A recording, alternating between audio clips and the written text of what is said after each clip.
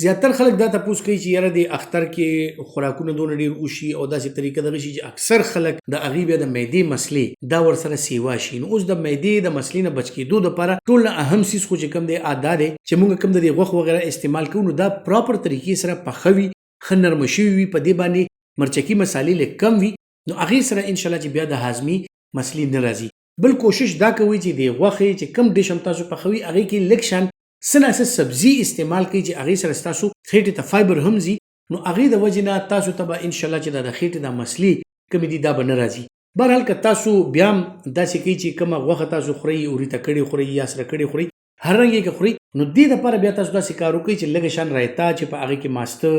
هغې کې لږ شان ځان ته بادرنګ، کیره وغیره، ټماټر، دا څیزونه، سپیرکی او لږ شان چې کوم د